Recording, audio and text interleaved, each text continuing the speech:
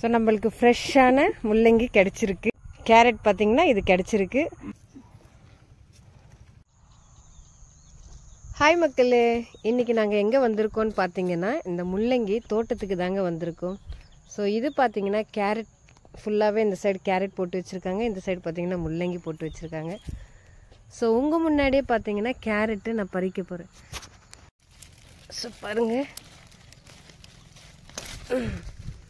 முள்ளங்கி பாருங்கள், உங்கள் முன்னாடியே பார்த்தீங்கன்னா நான் வந்து பறிச்சிட்ருக்கேன்.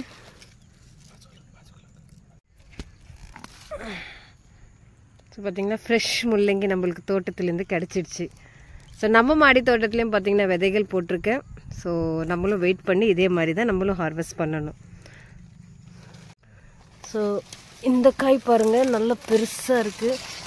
பாருங்கள் எவ்வளோ பெருசு இருக்குது பாருங்கள்.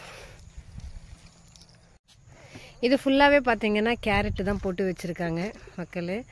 ஸோ பாருங்கள், உங்கள் முன்னாடியே ஒரே ஒரு கேரட் வந்து நான் பறிக்கிறேன். ஸோ பார்த்திங்கன்னா கேரட், ஃப்ரெஷ் கேரட். ஏன்னா இன்னும் காய் வந்து நல்லா பெருசாகணும். ஸோ உங்களுக்காக நான் ஒன்று தான் பறித்து காமிக்கிறேன். ஸோ இது வந்து கொஞ்சம் வெயிட் பண்ணால் நம்மளுக்கு இது நல்லா கிடைக்கும் காய் எல்லாம் பார்த்திங்கன்னா. ஸோ பீட்ரூட் பார்த்திங்கன்னா இருக்குது. ஸோ இது 3 தான் வச்சுருக்காங்க, அதனால் பறிக்க முடியல. எல்லாமே பார்த்திங்கன்னா நேற்று தான் வந்து ஹார்வெஸ்ட் பண்ணிட்டாங்க.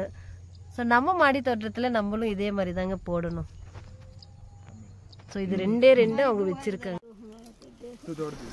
இப்போ பார்த்தீங்கன்னா கேரட்டும் முடிஞ்சிடுச்சு, அப்புறம் வந்து முள்ளங்கியும் நம்ம பறிச்சாச்சு. அடுத்து வந்து நம்ம சொரக்காய்க்கு போகலாம். ஸோ சொரக்காங்க இருக்குது, அதனால போய் பறிக்கலாம் வாங்க. இந்த கொடியில் பார்த்தீங்கன்னா 5-6 காய் வந்து நேற்று தான் பறிச்சிட்டாங்க. ஸோ மீதி வந்து 2 காய் தான் இருக்குது. அது என்னால் பறிக்க கூட முடியல, ஏன்னா ரொம்ப ஹார்டாக இருக்குது. அந்த கத்தி வச்சு தான் அதை அறுக்கணும்.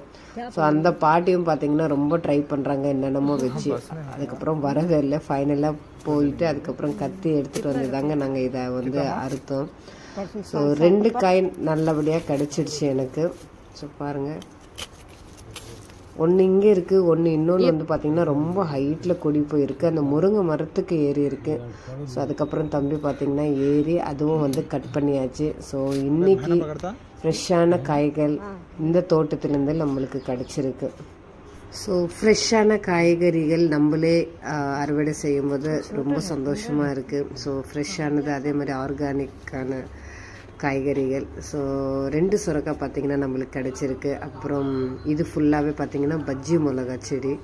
ஸோ இன்னும் சைஸ் வந்து அது நல்லா பெருசாகணும். பாருங்கள், இந்த சின்ன செடியில் எவ்வளோ கொத்தாக காய்ச்சிருக்கு. இந்த வீடியோ உங்களுக்கு ரொம்ப பிடிச்சிருந்தா மறக்காமல் என்னோடய சேனலை சப்ஸ்கிரைப் பண்ணுங்கள், சப்போர்ட் பண்ணுங்கள், லைக் பண்ணுங்கள். ஸோ ஃபைனலாக நம்மளுக்கு இவ்வளோ காய்கறி கிடச்சிருக்கு. Happy gardening. தேங்க்யூ ஃபார் வாட்சிங்.